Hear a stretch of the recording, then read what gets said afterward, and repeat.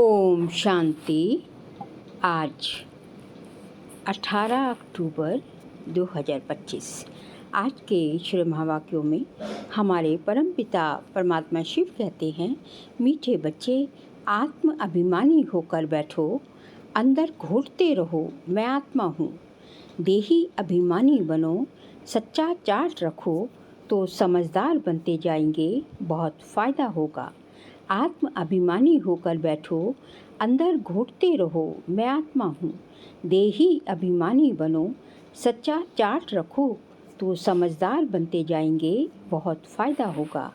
प्रश्न: बेहद के नाटक को समझने वाले बच्चे किस एक लॉ को अच्छी रीति समझते हैं? उत्तर: ये अविनाशी नाटक है। इसमें हर एक पाठधारी को पाठ बजाने अपने समय पर आना ही है। कोई कहे हम सदा शांति धाम में ही बैठ जाएं, तो यह लॉ नहीं है, उसे तो पाठधारी ही नहीं कहेंगे। ये बेहद की बातें बेहद का बाप ही तुम्हें सुनाते हैं। ओम शांति। अपने को आत्मा समझ कर बैठो, देह अभिमान छोड़कर बैठो। बेहद का बाप बच्चों को समझा रहे हैं। समझाया उनको जाता है जो बेसमझ होते हैं।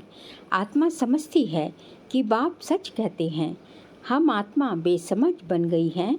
मैं आत्मा अविनाशी हूँ, शरीर विनाशी है। मैं आत्म अभिमान छोड़ देह अभिमान में फंस पड़ा हूँ, तो बेसमझ ठहरे ना। बाप कहते हैं सब बच्चे बेसमझ हो पड़े हैं देह अभिमान में आकर। फिर तुम बाप द्वारा देही अभिमानी बनते हो तो बिल्कुल समझदार बन जाते हो। कोई तो बन गए हैं, कोई पुरुषार्थ करते रहते हैं। आधा कल्प लगा है बेसमझ बनने में, इस अंतिम जन्म में फिर समझदार बनना है। आधा कल्प से बेसमझ होते होते 100% बेसमझ बन गए हैं। देह अभिमान में आकर ड्रामा प्लान अनुसार तुम गिरते आए हो। अभी तुमको समझ मिली है, फिर भी पुरुषार्थ बहुत करना है, क्योंकि बच्चों में देवी गुण भी चाहिए। बच्चे जानते हैं हम सर्वगुण संपन्न 16 कला संपूर्ण थे, फिर इस समय निर्गुण बन पड़े हैं, कोई भी गुण नहीं रहा है। तुम बच्चों में भी नंबरवार पुरुषार्थ अनुसार इस खेल को समझते हैं।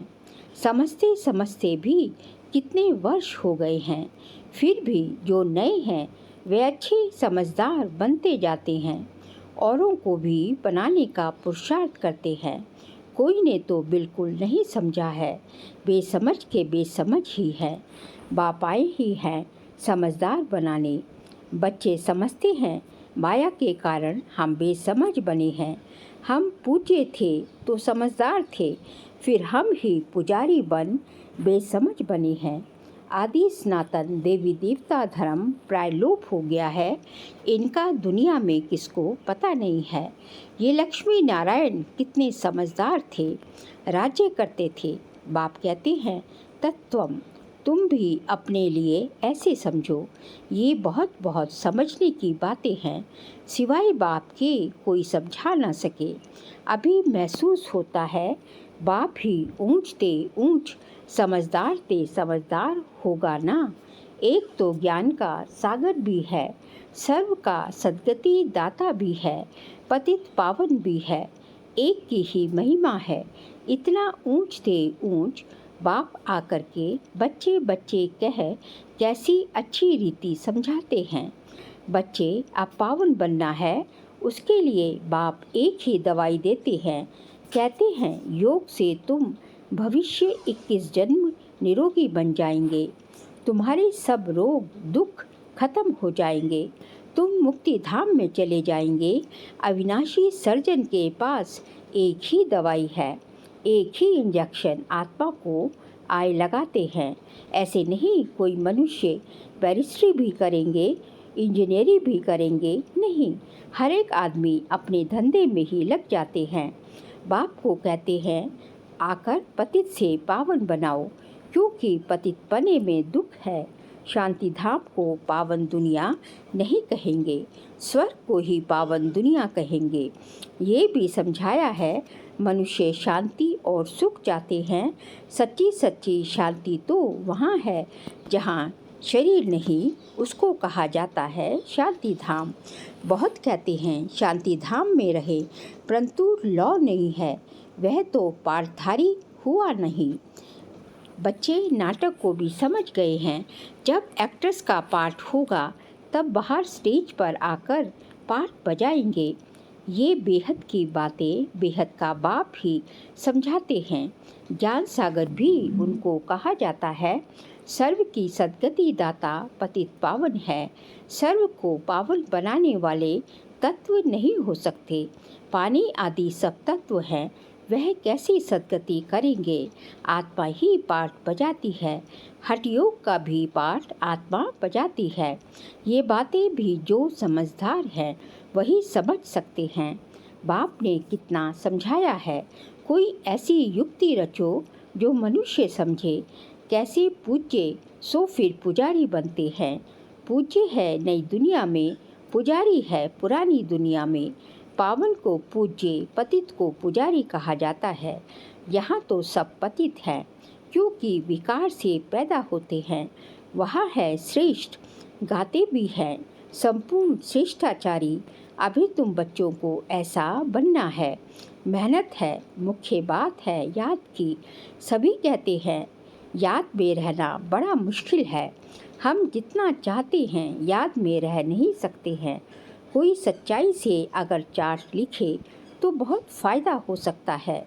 बाप बच्चों को ये ज्ञान देते हैं कि मन मना भव, तुम अर्थ सहित कहते हो।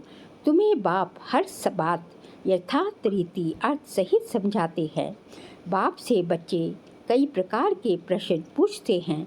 बाप करके दिल लेने लिए कुछ कह देते हैं, परंतु बाप कहते हैं मेरा काम ही है पतित से पावन बनाना।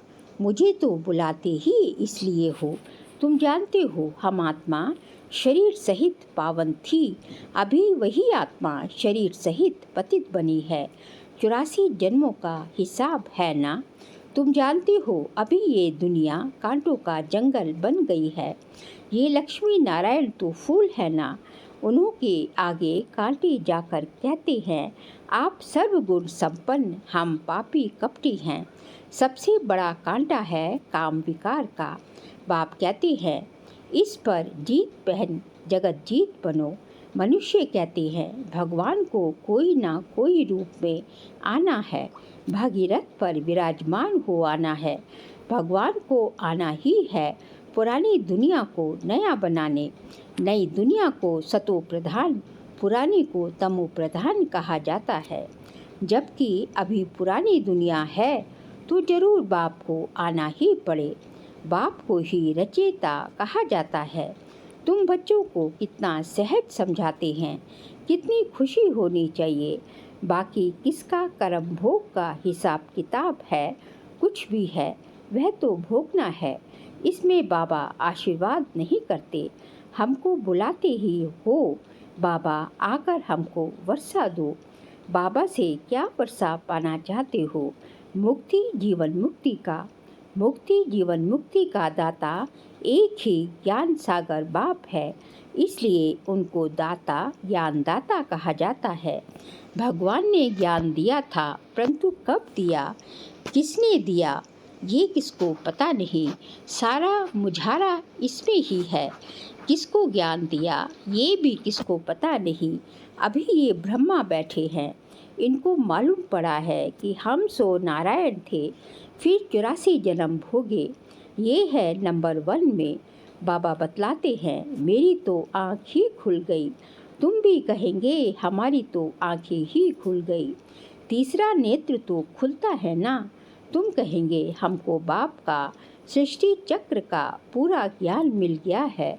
मैं जो हूँ जैसा हूँ, मेरी आँखें खुल गई हैं। कितना वंडर है।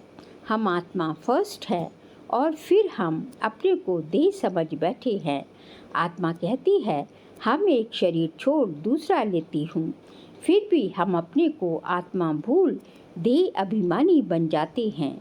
इसलिए अब तुमको पहले पहले ये समझ देता हूँ कि अपने को आत्मा समझ बैठो। अंदर में ये घोटते रहो कि मैं आत्मा हूँ। आत्मा ना समझने से बाप को भूल जाते हो, फील करते हो बरोबर हम घड़ी घड़ी देह अभिमान में आ जाते हैं। मेहनत करनी है, यहाँ बिठाते भी आत्म अभिमानी होकर बैठो। बाप कहते हैं हम तुम बच्चों को राजाई देने आए हैं। आधा कल्प तुमने हमको याद किया है। कोई भी बात सामने आती है तो कहते हैं हाय राम, परंतु ईश्वर व राम कौन है ये किसको पता नहीं। तुमको सिद्ध करना है ज्ञान का सागर, पतित पावन, सर्व का सद्गति दाता, त्रिमूर्ति परमपिता परमात्मा शिव है। ब्रह्मा विष्णु शंकर तीनों का जन्म इकट्ठा है। सिर्फ शिव जयंती नहीं है, परंतु त्रिमूर्ति शिव जयंती है। जरूर जब शिव की जयंती होगी तो ब्रह्मा की भी जयंती होगी। शिव की जयंती मनाते हैं, परंतु ब्रह्मा ने क्या किया? लौकिक, पारलौकिक और ये है अलौकिक बाप। ब्रह्मा है अलौकिक बाप, ये है प्रजापिता ब्रह्मा। बाप कहते हैं नई दुनिया के लिए ये नया ज्ञान अभी तुमको मिलता है, फिर प्रायलोप हो जाता है। जिसको बाप रचता और रचना का ज्ञान नहीं तो अज्ञानी ठहरे ना। अज्ञान नींद में सोए पड़े हैं। ज्ञान से है दिन, भक्ति से है रात। शिवरात्रि का अर्थ भी नहीं जानते, इसलिए उनकी हॉलीडे भी उड़ा दी है। अभी तुम जानते हो बाप आते ही हैं सबकी ज्योत जगाने।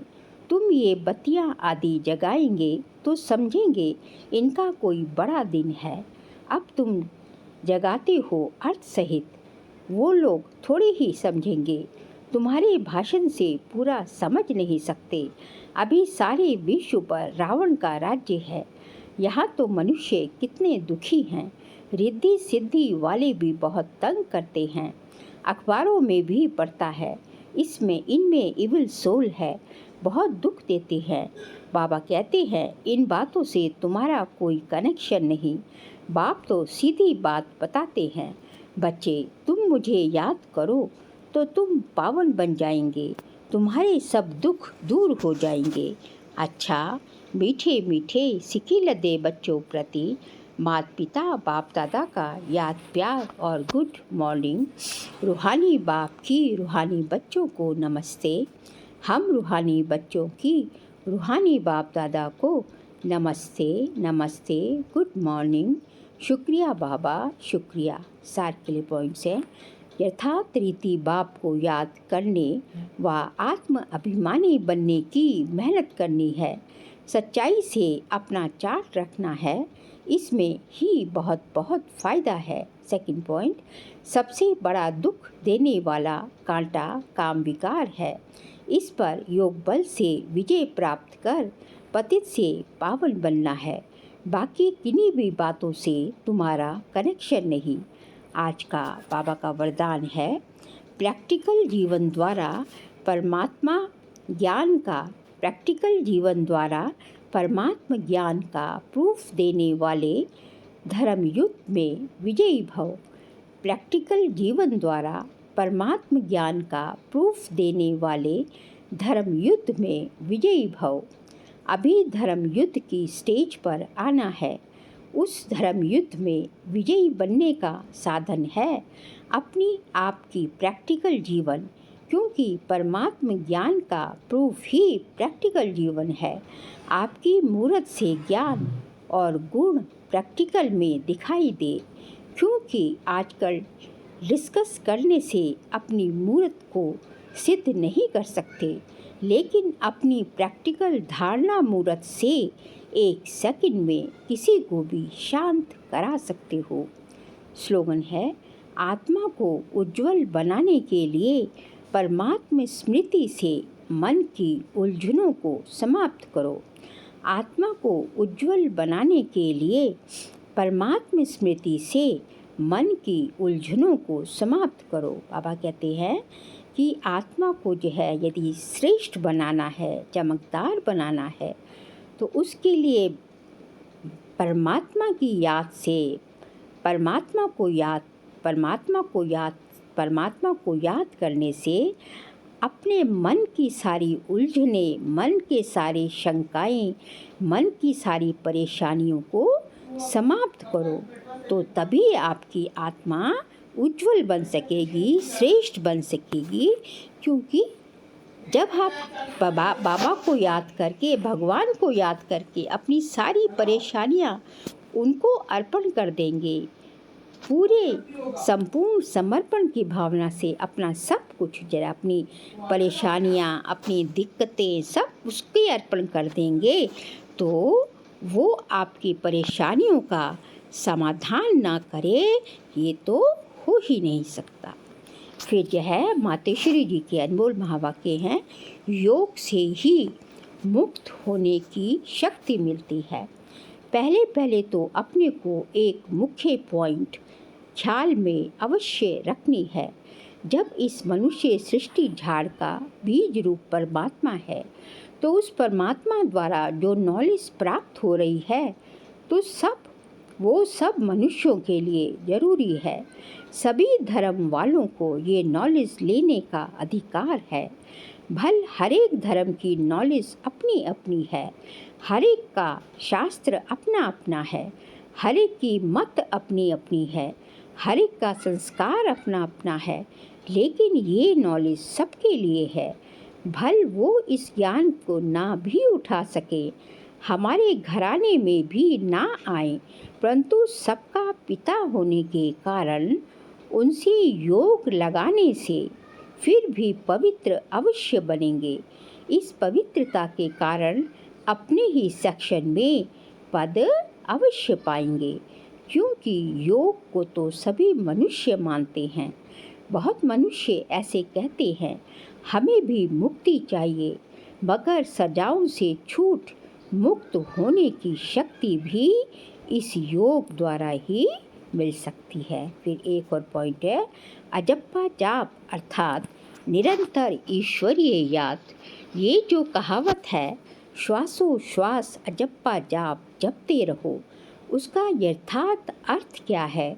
जब हम कहते हैं अजप्पा जाप, तो इसका यथार्थ अर्थ है जाप के बिगर श्वासोश्वास अपना बुद्धि योग अपने परमपिता परमात्मा के साथ निरंतर लगाना, और ये ईश्वरीय याद श्वासोश्वास कायम चलती आती है। उस निरंतर ईश्वरीय याद को अजप्पा जाप कहते हैं। बाकी कोई मुख से जाप जपना अर्थात राम राम कहना, अंदर में कोई मंत्र उच्चारण करना, ये तो निरंतर चल नहीं सकता। वो लोग समझते हैं हम मुख से मंत्र उच्चारण नहीं करते, लेकिन दिल में उच्चारण करना ये है अजप्पा जाप। परंतु ये तो सहज एक विचार की बात है, जहाँ अपना शब्द ही अजप्पा जाप है, जिसको जपने की भी ज़रूरत नहीं है। आंतरिक बैठ कोई मूर्ति का ध्यान भी नहीं करना है, ना कुछ सिमरन करना है, क्योंकि वो भी निरंतर खाते पीते रह नहीं सकेंगे। लेकिन हम जो ईश्वरीय याद करते हैं, वही निरंतर चल सकती है, क्योंकि ये बहुत सहज है। जैसे समझो बच्चा है, अपने बाप को याद करता है, तो उसी समय बाप का फोटो सामने नहीं लाना पड़ता, लेकिन मनसा वाचा कर्मणा बाप के सारे ऑक्यूपेशन एक्टिविटी गुणों सहित याद आता है। बस वह याद आने से बच्चे की भी वो एक्ट चलती है। तभी सन शोज फादर करेंगे कहते हैं। वैसे अपने को भी और सबकी याद दिल भीतर से मिटाए, उस एक ही असली पारलौकिक परमपिता परमात्मा की याद में रहना है। इसमें उठते बैठते खाते पीते निरंतर याद में चल सकते हैं। उस याद से ही कर्मातीत बनते हैं, तो इस नेचुरल याद को ही अजप्पा जाप कहते हैं। अच्छा, ओम शांति। फिर अव्यक्त इशारे है, अक्टूबर मास का अव्यक्त इशारे का सब्जेक्ट है। स्वयं और सर्व के प्रति मनसा द्वारा योग की शक्तियों का प्रयोग करो। आज का पॉइंट है, अभ्यास की प्रयोगशाला में बैठ योग का प्रयोग करो तो एक बाप का सहारा और माया के अनेक प्रकार के विघ्नों का किनारा अनुभव करेंगे। अभी ज्ञान के सागर, गुणों के सागर, शक्तियों के सागर में ऊपर ऊपर की लहरों में लहराते हो, इसलिए अल्पकाल की रिफ्रेशमेंट अनुभव करते हो। लेकिन अब सागर के तले में जाओ तो अनेक प्रकार के विचित्र अनुभव कर रत्न प्राप्त करेंगे। अच्छा, ओम शांति।